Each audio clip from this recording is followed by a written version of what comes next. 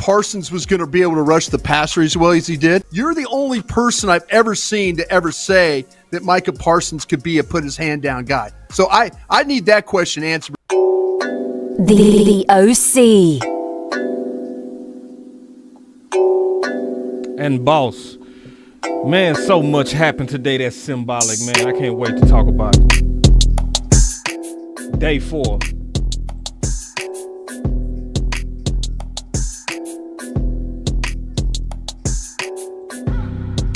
Like, we must have got a guard. That's the only thing that would have made him do that.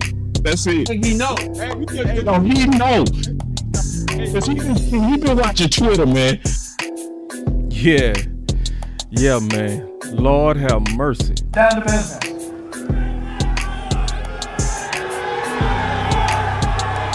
I was shocked. Ooh, Cowboy Nation, let's go. My reefer with Henny and Coke.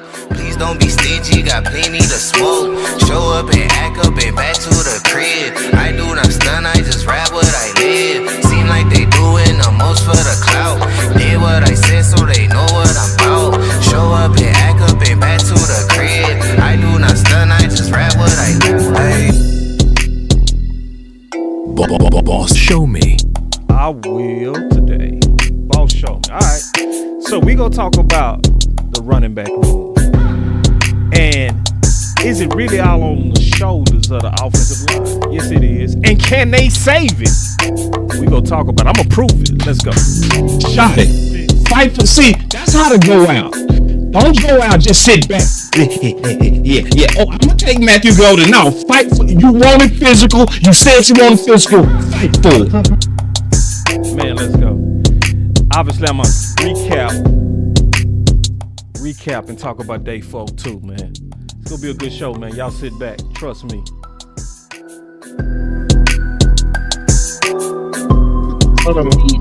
Oh my God! Somebody else said It's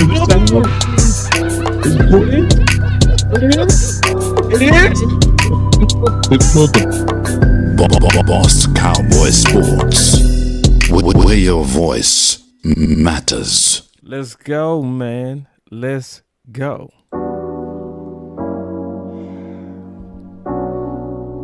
Kind of feeling it.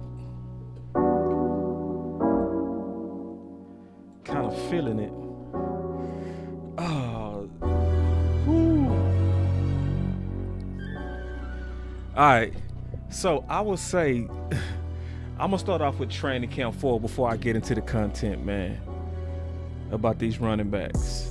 All right, so, and the question is, can they save these running backs, right?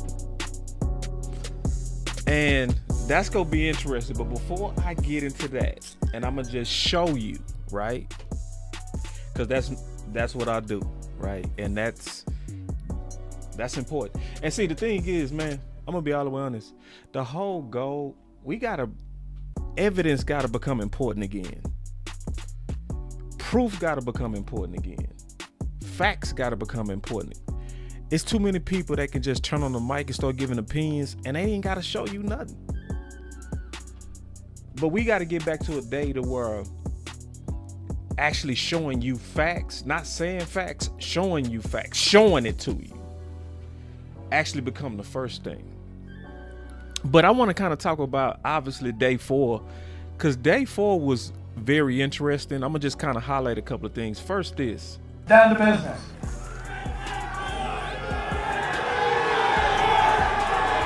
I was shocked. Ooh, I'm so proud of Cowboy Nation. Let's go.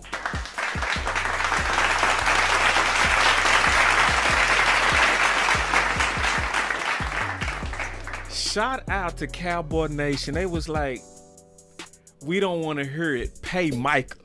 877, pay Micah now. We tired of it. Man. See, listen, y'all. Micah was already getting paid, but now Micah getting paid whatever he want from this. Down to business.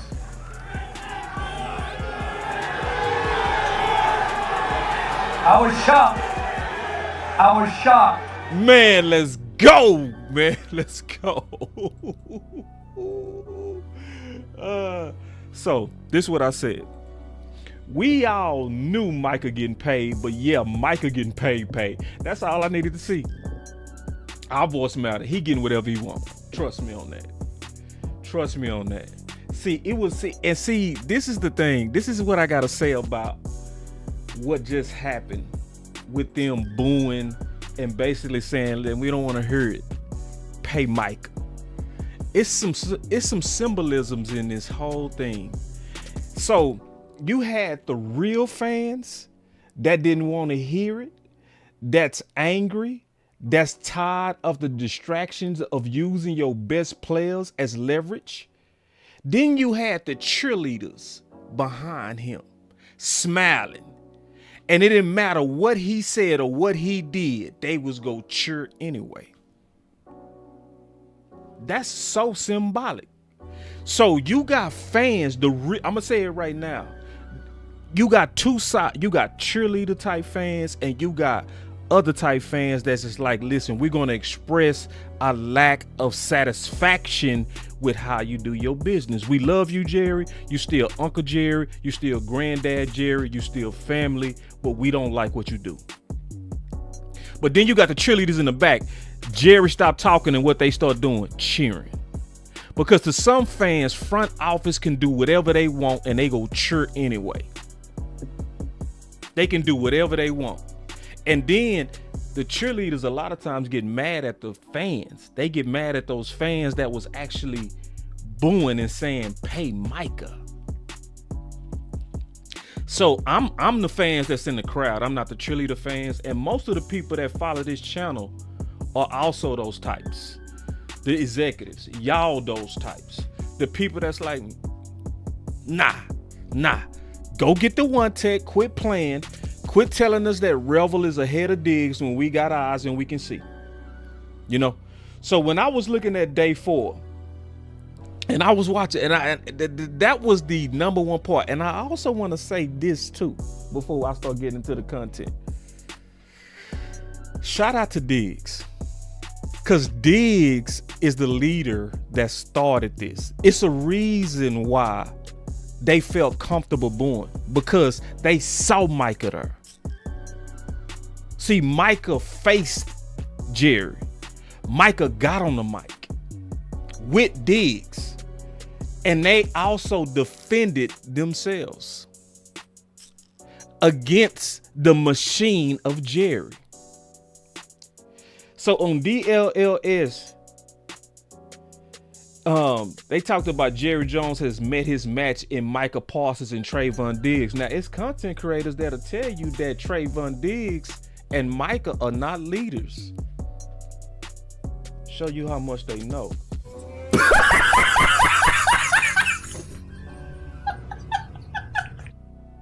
Don't forget, it was Trayvon Diggs that stood with Micah first, which forced them to have to then ask CeeDee Lamb, which then forced them and Dak to have to speak up. But don't forget who started it. Diggs. OG Diggs sat there with his brother first and said, pay him. And so now the energy is moving like, Jerry, be quiet, man. Pay Micah. You want to talk about, I didn't think we was going to win as many games and all that. Man, pay Micah. So obviously that's my first and biggest observation from day 4. Okay. Number two. This is super important. I'm smelling something I'm not liking. Do y'all want me to lie to y'all or tell the truth? Tell me now. What you want? I'm going to tell the truth anyway. Y'all know that. I don't like what they doing to Revel, man. And I'm not falling for it. Let me make this bigger. Revel, even when walking, is favoring that leg, y'all. Even when he walk, you can see him favor the leg. But we go ignore that because they trying to say he might be getting ready to get off the pup. So Nick said he could be nearing a return from pup. Listen, y'all, I'm gonna go ahead and do it. I already said that I was gonna do it. I'm for sure gonna do it, okay? I'm gonna put the side by sides of Revel and Diggs. And it's clear if we just looking at the video who is ahead of who. Because when you can't walk without favoring your leg, there's no way you're gonna sell me that you're ready to play. And I think it's very risky what they're doing if they try to force him out there. Because first of all, you ain't got your leg. Second of all, you're a rookie and don't have your legs. Third, you really didn't have a training camp because you ain't got your leg. But we getting ready to throw him out there? I don't like it. And see, a lot of people ain't gonna say nothing. They ain't gonna say nothing. They gonna do just like them cheerleaders. Whatever Jerry and them do, they gonna sit back and smile. They gonna support it. They not gonna have no objections to it. They gonna just go with it. Nah, D.A. Lee, exactly. My boy say D.A. Lee, I peeped it too. Bro, how we go watch him gimping around, but he be the first one off the pup list? Nah, bro. No. No. And see, some say they wouldn't rush him, boss. They wouldn't rush him, boss. Nah, I remember Gallup was gimping around, and Gallup might be ready by week 1. I ain't liking it. I think it would be bad development. Yeah, so just please don't do that. So the third thing, and probably one of the most important things that I noticed, that's gonna bring me to a very important subject. I want y'all to notice Blue, okay? What is Blue doing almost on every play when you watch Blue? Blue is overprotecting the ball. He got 2 hands on that ball in traffic.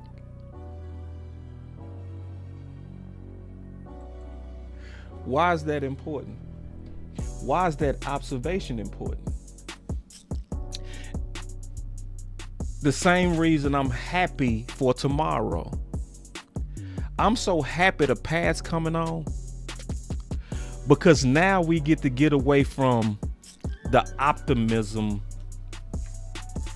Because I always talk about the offseason is the time of illogical optimism. We believe too many things we shouldn't believe. 1. But then tomorrow kind of is like when the pads come on tomorrow.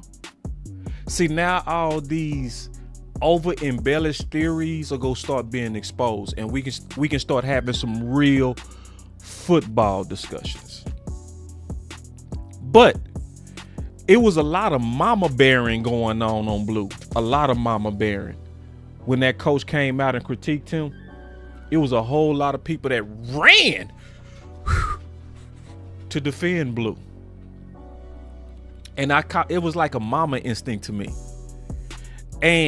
But tomorrow is the day you grown tomorrow. You turn 18 tomorrow. You turn 21. Symbolically, all the talk is over. We getting ready to see it. And it's another thing that I'm excited about. I'm gonna be honest, just kind of recapping day 4 and my biggest observations.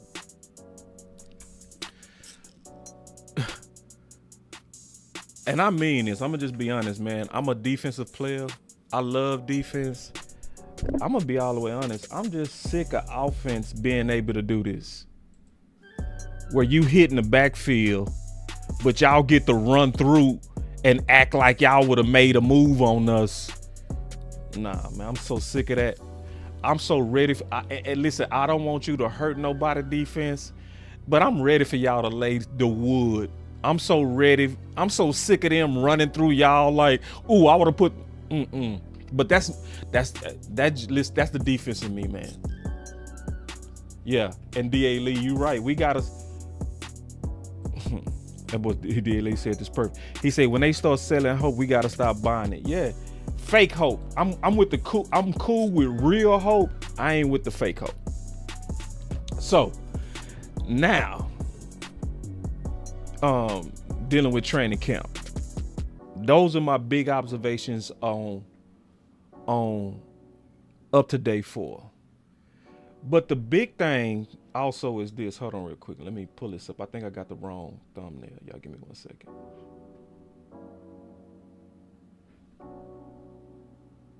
Yeah, I did. I messed it up. I'm going to fix it later. Yeah. So it should say offensive line running back savior. Is the offensive line the running back savior? So now we go talk some real ball. And this is actually good news. See, because I don't follow the crowd. I'm also not scary. I try to be fair. Okay. So I'm going to make a case today that the offensive line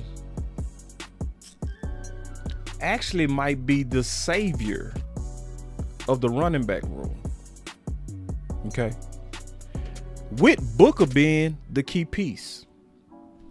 So let me get into it. I'm gonna try to run through this quick. But the key is looking at history, right? Let's start with Murray. Okay. So if we start with Murray, right? What actually happened with Murray's career? If I go look at the history, right? What was Murray's biggest year? Let me make this bigger. Y'all give me a second. Murray's biggest year was 2014. Y'all can't see it. Let me fix that. Let me fly this plane. There you go, boss. 2014. Okay. So the year before, he had 1,100 yards, 9 touchdowns. Good year. But then his rookie year was, good. His sophomore year was womp. But his third year was good. His 2014 year was like our world. But what happened in 2014? There was a key addition in 2014. It was Zach Martin. He was the final piece to that offensive line. Just like Booker. And when Zach Martin was put in place, you saw DeMarco Murray go from a really good back to an elite back. Elite. 1,800 yards. So then you'll say, boss, come on now. Murray was a dog. See, it's easy to say that after you saw him behind Zach Martin. But let's keep going. Let's look at it some more. So then also let's look at Randall. And let's talk about Randall. Was Randall really all that? I remember Randall, man. I remember Randall coming out of Oklahoma State. Y'all know Randall barely ran a 4.7. He was closer to a 4.8. Did y'all know that? Yeah. Nobody would have been excited about Randall today. Nobody. Right? We would have been holding our nose at Randall right now. But then when you go look at Joseph Randall, right? Let's go look at Joseph Randall. If I go look at Joseph Randall, because I told you, man, My name is Show Me. So I'm going to show you, okay? I'm not going to tell you, I'm going to show you. So let's look at Randall. So in 2014, he went, well, let's look at 2013 first. So in 2013, Randall averaged 3 as a rookie. But then he went all the way up to 6.7. The exact same year, Zach Martin also was a rookie, just like Booker. So you saw a big jump in Murray and in Randall, all because of the offensive line and the final piece that was put on the offensive line. So let's keep going. So you had Randall, right? Who was looking, let's be honest, we being all the way honest, right? Well, I'm gonna be all the way honest. Where my one button?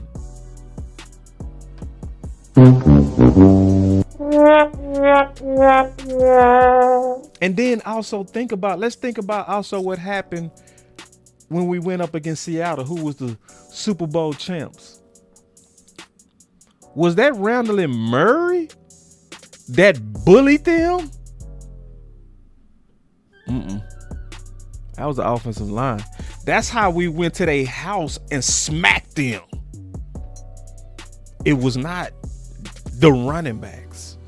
It was the offensive line. That's who it was. Yeah. So let's keep going. Just making the case. So then you had, and I mean this, I'm not playing when I say this, knock-kneed McFadden. Y'all think I be hot side on my boy. My boy Henry in the building and Lou. What's up? OG's in the building. So so look, just look at his knee pads right here. Look at his knee pads. Look. See, I play football. The way you know somebody knock-kneed is that when they put their knee pads in, they start facing inside. Knock-kneed old McFadden.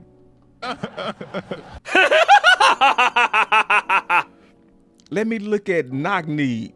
My boy, knock-knee. All right. So if I go look at knock-knee, we really try to act like he was a dog running back. He wasn't no dog. No, he wasn't. Listen, he was a first-round running back, and the word bust was official by the time Dallas got him. I'm talking about he was officially and unarguably labeled a bust. It was like, yeah, he is the definition of B-U-S-T, dog. So let me show you.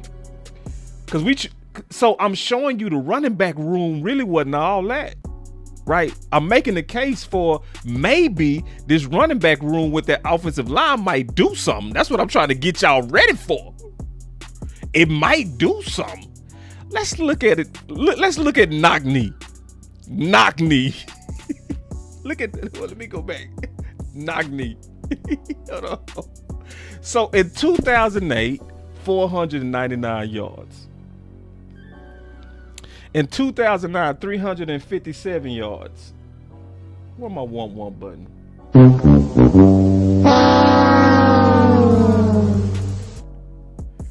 And see, you'll say, boss, that he was a rookie. He was a sophomore. He was a first-round running back, bro.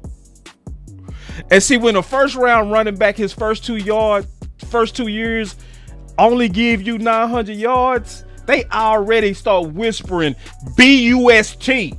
Year 3 was nice. I ain't gonna lie. Year 3, that ain't bad. I ain't gonna mess with knock-knee.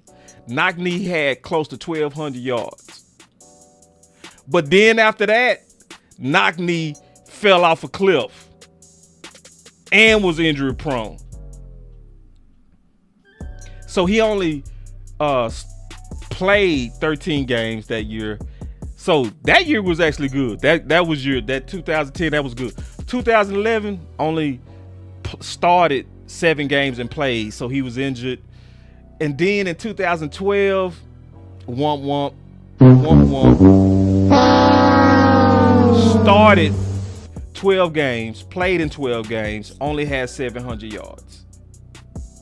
Then in 2013, knock-knee only had 379 yards and was now starting to average 3.3 per carry. This is where Cowboy fans would have threw you off the cliff. And this is where the buzzword was official and it also was logical. And in 2014, he also only averaged 3.4 yards per carry and only had 534 yards. Played in 16 games, started 12 with 534 yards. And that's when Dallas picked him up. Dallas picked that up with 4 years of womp womp production in a row. But what happened to knock-knee? What happened? What happened to my boy knock-knee? Knock-knee, when he got behind Zach Martin and La'el Collins and Frederick with Tyron Smith and Free, that boy played in 16 games. Hold on. He played in 16 games. He only started 10. And in 10 games, knock-knee had 1,089 yards and only was the lead back for 10 games. He was a committee for 6, because remember, that's when Randall got caught with the panties. And they cut him, which made now knock-knee your lead back. So when you put knock-knee behind that offensive line with Zach Martin, and remember, that was with La'el Collins too. So some people will say, but boss, you putting a lot on a rookie, man. You putting a lot. Well, that's why I'm showing you history. If you look at the history of guard impact to the Dallas Cowboys, it's a great track record. If I showed you the impact of Zach Martin on Randall in 2014, I showed you the impact of Zach Martin to DeMarco Murray in 2014. But then you also had what? In 2015, the impact of La'el Collins at left guard and Zach Martin as a sophomore. So it looks like to me, if you get the right guard, it's instant impact and a weapon.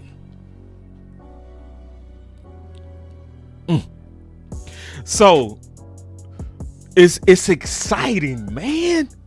So I know we look at the running back room and we see Williams and you know what I'm saying, and we like, let's be honest, man. I'm being all the way honest. Take it easy on my back.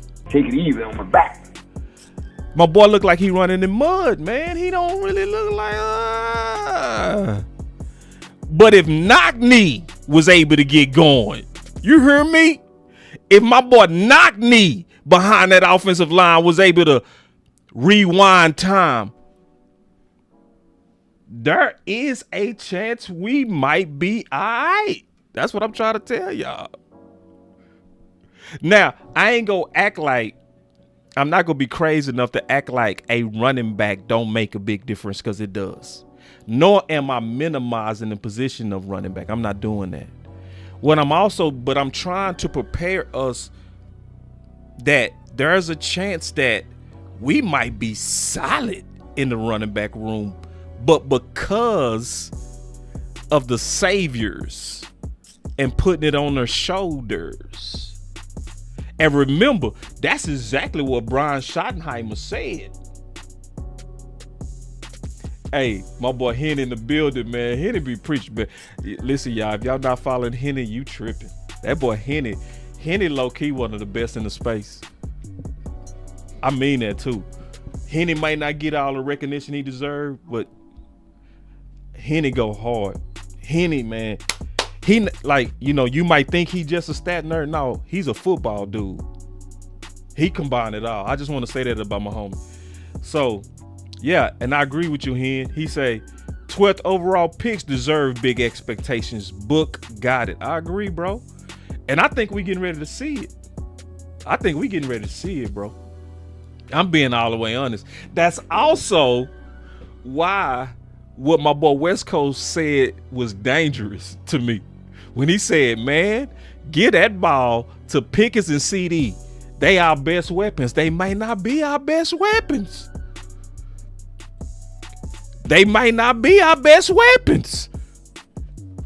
Sir, talk to yourself, boss, because ain't nobody listening.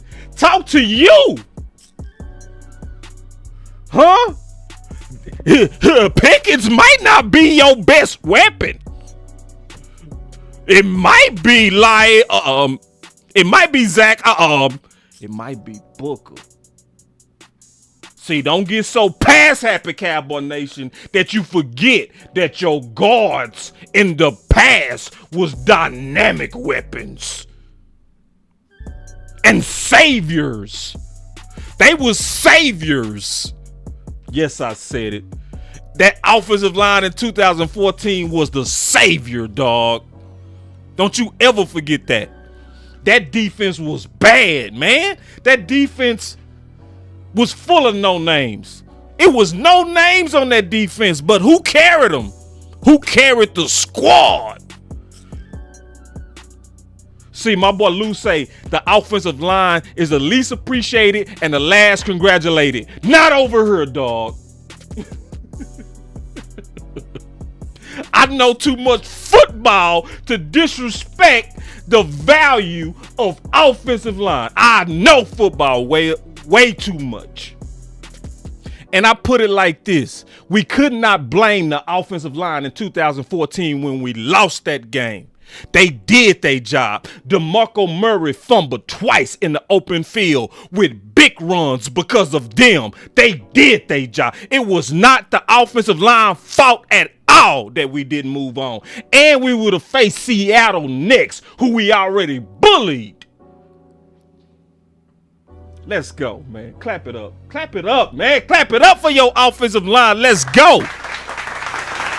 And this is the thing that I'm excited about the most, is that they're young and they're developing. You starting to see the steak and potatoes come together. You starting to, like my boy Vach would say, you starting to see the peanut butter on these young dudes. This is the first year of likely 7 to 10 years of dominance on the way, dog. Ow! Clap it up and take it easy on my back. Take it easy on my back. Let's go. Let's go. And then you got a head coach who's smart enough to say, we're going to go as far as they take us. Talk to us, Brian. Boy, I'm excited. I'm excited. I'm so excited. Don't you ever in your life call Boss Channel negative. I'm just a realist. And I'm trying to win. So I know when it's good, and it's good. It's good. Let me keep giving y'all this juice. Man, I'm excited about these boys. I'm excited because I got some more to show y'all. So, let's keep going. So, we done with knock knee. Y'all remember my boy Alfred? Yeah, my boy said, we got Terrence Steele on that line. We go see. Boy, see, y'all dealing with boss, man. I'm the one. I'm glad you said that. I'm so glad you said that. Because I already got Terrence in my presentation. But before I talk about Terrence, let's talk about Alfred. What was Alfred's biggest year in Dallas? You know what And let's not forget, Alfred was undrafted. Now he went ham with Washington before we acquired him. He always was a very good football player. I like, hey man, listen man, if you didn't like Alfred Morris, he was patient. He played way, way bigger than his frame. He sure did. He was a constant professional and he was humble. I loved Alfred. That was a top-notch pro right there, man. You got so much out of him. That's the epitome of a pro. He was a perfect pro. But let's look at Alfred. Alfred's biggest year with Dallas was 2017. Do y'all remember what happened in 2017? What happened in 2017?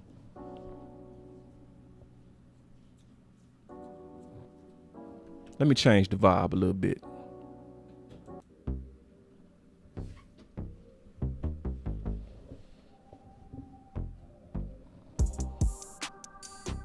That's when Zeke was suspended.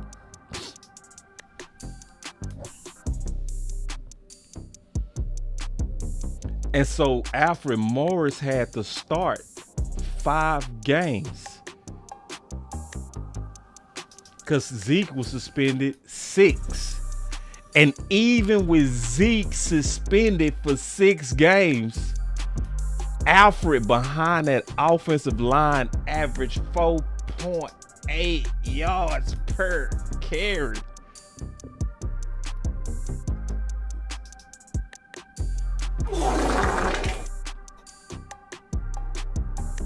You gotta snap some collars and let know you there to take them out anytime you feel like it.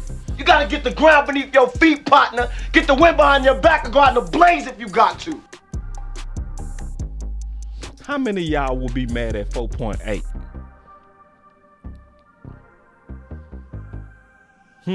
Nobody does it better.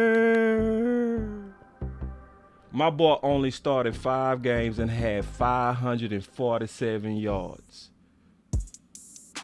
Think about that, bro. Because we know Zeke was the bell cow then. We know in 2017, before that suspension, they was putting it on Zeke, bro. So you telling me you inserted Alfred Morris into and behind that offensive line, and that boy got 547 yards? How many games is in a season? 17. So let's just play with this. Let's just play fractions. What if, with this production behind that offensive line, what if he, with this production, played 15 games? What it looked like to me is that Alfred Morris had the potential of doing 1,300 to 1,400 yards or more. And this was with Zeke, because it's showing you the power of that offensive line.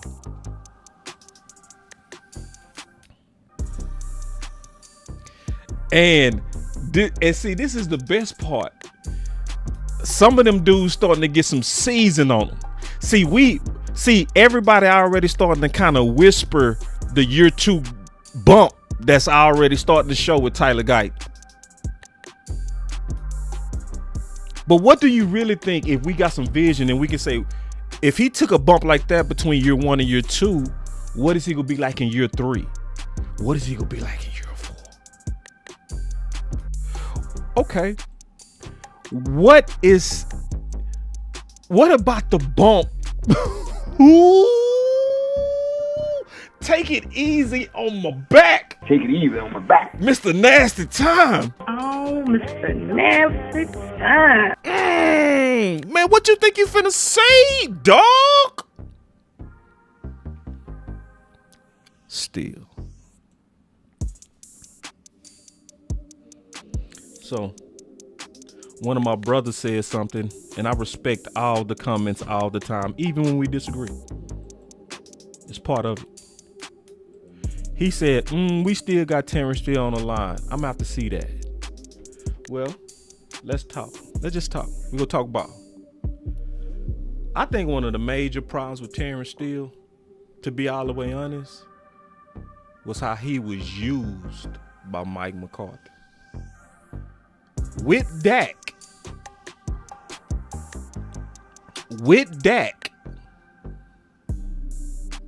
Mike McCarthy was dead last in rushing attempts. He only started to get better at his rushing attempts when Dak got hurt and we went to Cooper Rush. I'm going to ask you a question. Did anybody have a word to say about Steele game when we started to run the ball? Because what's Steele true superpower? What is his real superpower? Steele's superpower is run blocking. And if you get him going early at run blocking, it's what Coach Marv called getting your offensive line lathered up. Lather. But what we did is we took a guy coming off an ACL and we did exactly what Mike McCarthy said was not the thing to do. And he said you don't want your offensive line on their heels all day. But what did you actually do, Mike McCarthy? You had him and them on their heels all day because you, sir, was dead last in rushing attempts and went away from the superpower of Terrence Steele. So let me pause this because I've been saying, even when Zach Martin was here, that your best run blocker is Steele.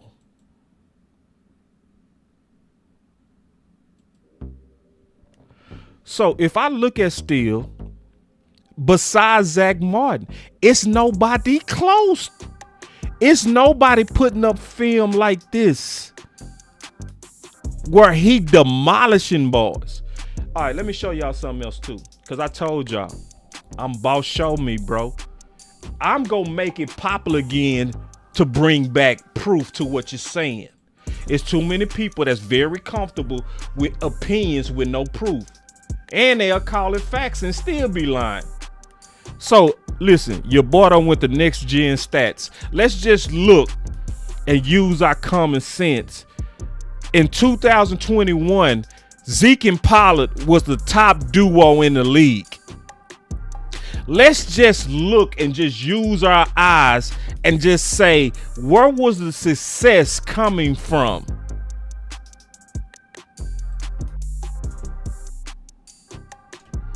Green was your biggest runs. Which side had the most green? And we talking about Steele. Which side had the biggest run of Zeke? Where do you see all the success?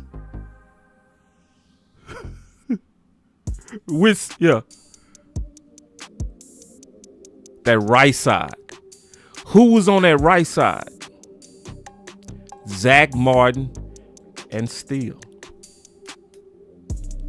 So even if you turn on the tape and just don't look at Zeke, look at the push in front of Zeke. If you look at Zeke, you'll miss the push. Look at the push. Ignore Zeke and look at what's in front of him. That's where you'll see that violence. and it's pure violence that you seeing. Steele done KO'd a grown ass man. Now, this is Zach Martin right beside Steele. Tell me who got the most push. Don't look at Zeke.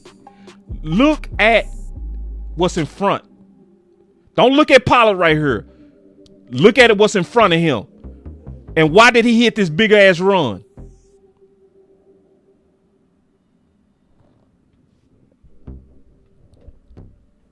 Look in front. Just look in front. So when somebody say, man, Steele, man, I don't know about Steele. It's just that, do we have the coach with the common sense to allow Steele to be lathered up? Or we go use Steele? Look, he just slammed a damn man on his head. Trust me, don't look at Zeke. Our eyes are always trained to look at the ball. You got to look in front. You got to train your eyes to keep your eyes focused on the violence in front. Look at what Steele do to this man. He go slam him on his head. Say, you got to use Steele to his superpower, and Steele will come right back to the dominance that we once knew. The key to Steele, in my opinion, is balance. See, don't look at Pollard. Look at the violence around Pollard. Don't look at Pollard, because you will miss what's going on. Now, how do you think this defensive end feel to get slammed on his head? Blah! That's the power of Steele. That's the power. Look, he getting up woozy. Look at how he get up. Just watch 91 how he get up. See, that's the power of running the ball. So when we talking about could the running back room actually be okay? It could. And guess when the real judgment happens? The real judgment starts tomorrow. Because Brian Schottenheimer said you can't really judge these backs until the pads come on. Because I'm going to be honest.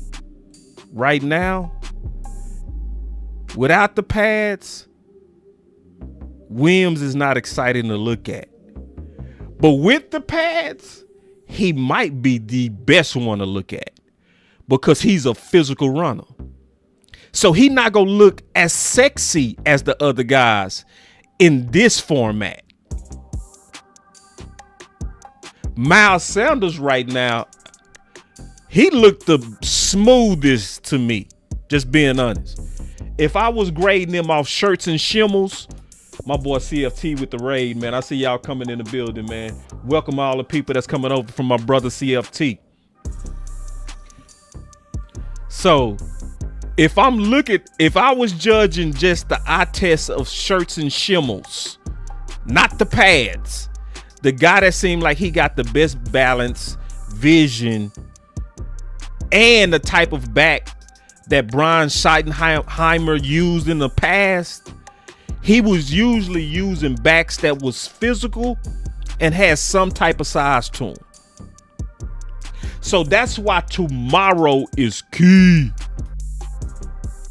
Tomorrow is key. To me, if I was judging the shirts and the shimmels, the guy right now that has the best running back skills, to me, Deuce. Deuce got running back skills, jump cuts, agility. Pop, pop. You see that boy hit that boy with that? We used to call that back in the day the thoo-thoops. The thoo-thoops. Thoo-thoops. That's when you use your agility. Man, watch him hit him with that two-step right here. Pop, pop. Ooh, man, that boy got to say, man, that's just juice, dog. See, the only thing is boys be judging him because he little, but watch that boy. See them one cut runs like that, and he hit him with that toot. He just, he just smile. But if you can just ignore that and look at, man, Deuce got juice. Deuce got juice. But see, this means nothing until them pass come on. But when I'm looking for running back skills, I swear I see it in Deuce. I see it. And I think this is when Deuce finna get his chance. This is because he got his college coach. You know what I mean? He got the scheme that's gonna fit him. He just don't quite fit Shoddy. Shoddy never really used backs like him. That wasn't Shoddy history. So that's why, in my opinion, and I'm looking at it, and if I'm just looking at it, right? If I'm just looking at it, it's a reason why Williams and Sanders is your clear 1 and 2 with the reps. Because you got to go look at the type of backs that Brian used to run behind at Seattle. They was more of your physical backs. They was more Williams-ish. They was more Sanders-ish. See, Brian Schottenheimer said that it's about competition. A lot of times I'm going to sprinkle in some guys with the ones. He ain't doing that with Blue. He not doing that with Deuce. Deuce running with the 14. Deuce running with the 2s. He not sprinkling them in with the 1s yet. Which is telling you, in my opinion, Brian does have a dominant style of running back. And Deuce and Blue gonna have to make their way. They gonna have to win. They gonna have to win it on the field. They gonna have to win the crowd. They gonna have to do it with them lights on. Their biggest games gonna have to come in training camp. Then you got Blue. So with Blue, this is the thing about Blue. Blue is running with the 4s, right? So Deuce is being treated, not Deuce. Blue is being treated like Dak Prescott was treated when he first got hurt. You have to start from the bottom and work your way up. And likely, based on Brian Schottenheimer's history, based on his history, I'm telling you, he don't even like these type backs. Generally. Good catch right there, Blue. But the thing that I like about Blue that I'm seeing in the clips is Blue look like he is locked. Look how he protecting the ball. Every time he get in traffic, he put 2 hands on the ball. Look, every time, look, I got every clip of Blue. Every time you see Blue in traffic, he carrying the ball like this every time. I love it. You know why? Because right at the end, it was some noise about Blue. It was noise. I saw my boy CFT. See, me and CFT, we think the same, bro. It was a lot of people that was mad at that coach. Oh, that was weak what that coach did. He didn't have to do that. That's cool. Everybody got their opinion. But me and CFT looked at it exactly the same. I saw my boy CFT video. I saw it just like CFT. I said that's exactly what Blue needed going into training camp. He needed the reality of what it's like to be a Dallas Cowboy. He needed to know that they're going to talk bad about you more than they talk good about you. So that other stuff that we was doing, Blue Dorsett, Blue is CMC, Blue is McCaffrey. That wasn't the real reality of the Dallas Cowboys. The reality came 3 days before it was time to walk in. And look what he doing now. He coming in there. Ain't nobody gonna talk about my fumbles. Ain't nobody gonna say nothing about my fumbles. Every time I carry the ball, I'm gonna carry it like this. Every time. Now go look at Murray. See, when I did this video of Murray, it pissed me off because look how he carrying the ball like a bag of potato chips. It's a reason why this man had 9 fumbles. You supposed to have that ball hot and tight fundamentally, meaning you put the finger on the tip of the ball and you put the ball right here where you can make a muscle with that thing and run with it, and it's tight. So even if they hit you, it's tight up against you. This is why this man was a fumbler, because he held the ball like a bag of potato chips, like he was headed to the store. Mama, I'm finna go get some chips. That's how he holding the ball. No, you supposed to have that thing high and tight. So when we looking at Blue heard the noise. Now we likely getting ready to get the best Blue. Because guess what? Blue is trying to shut up people. Thank God. Thank God we had a coach that challenged him. Instead of sucking up to him and giving him all that pom-pom and Pampers and cheerleader type bullshit that we saw behind Jerry Jones today. Cheerleading ass shit. Man, I ain't mean to start cursing, bro. I just get passionate sometimes. But let me just say this, just keeping it real.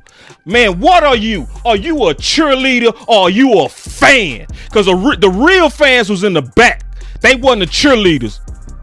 Listen to the real fans. Hold on, let me turn this up.